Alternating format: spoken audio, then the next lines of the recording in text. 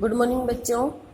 कक्षा 12 हम पढ़ रहे थे हरिवंश राय बच्चन का कविता, जिसमें हमारे लास्ट जो 2 पद हैं वो आज रह चुके हैं। आत्म परिचय से हम उन 2 पद को आज पूरा करेंगे और उनकी जो एक और कविता है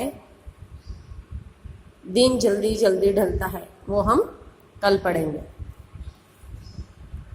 मैं रोया इसको तुम कहते हो गाना, मैं रोया इसको तुम कहते हो गाना, मैं फूट पड़ा तुम कहते हो छंद बनाना। क्यों कवि कहकर संसार मुझे अपनाए, मैं दुनिया का हूँ एक नया दीवाना। जो कवि हैं इस कंश में ये कहना चाहते हैं कि संसार उसे एक कवि के रूप में नहीं, एक मस्ती से जीने वाले व्यक्ति के रूप में अपनाए। कवि कहते हैं कि जब अपने मन की पीड़ा को प्रकट करता हूँ तो लोग उसे गीत कहने लगते हैं और लोग उसको कवि मानकर उसका सम्मान करना चाहते हैं, किंतु कवि को अपनी यह पहचान स्वीकार नहीं है। वह तो चाहते हैं कि लोग उन्हें एक नए प्रेम दीवाने के रूप में जाने, छंदों के रूप में उसकी वेदना ही फूट फूट कर रोई है। यानी जो कविता की रचनाएं कर रहे हैं उनमें उनका दुख प्रकट हो रहा है, वो उस चीज को समझे, ये ना समझे कि वो उस कविता से मस्ती लेते हैं, उन्हें लगता है कि बहुत अच्छे कविता की रचना की है, लेकिन उसमें कवि के मन के भाव उद्गार हुए हैं।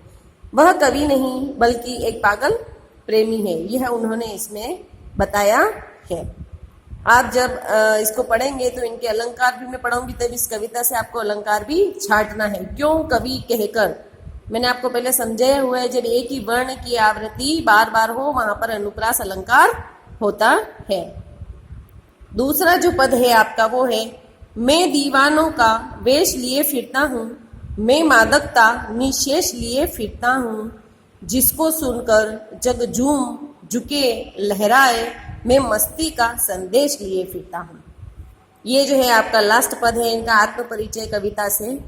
इसमें जो कविता है इसमें जो कवि हैं वो सारे जगत को मस्ती भरे प्रेम का संदेश देना चाह रहे हैं। कवि इसमें कहते हैं कि वह प्रेम का दीवाना है तथा मन में इस दीवानगी को लिए सर्वत्र विचरण करता है। विचरण करता यानी घूमता है। उसके मन में प्रेम की एक कभी न चुभने वाली मस्ती है तथा मन में इस दीवानगी के लिए सर्वत्र विचरण करता रहता है और जहां भी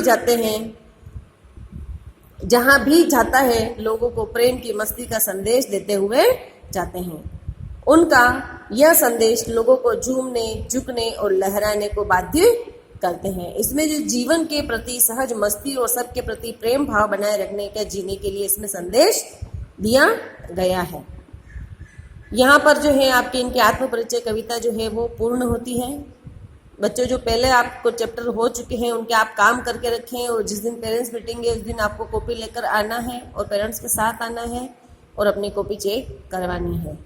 इसलिए आप रोज का काम रोज हर सब्जेक्ट में करते जाएं। इनकी जो अलग जो कविता है इसी पार्ट में 2 कविताएं दी हुई है इनकी, ये वाली कविता जो है हम वो कल पढ़ेंगे। Thank you.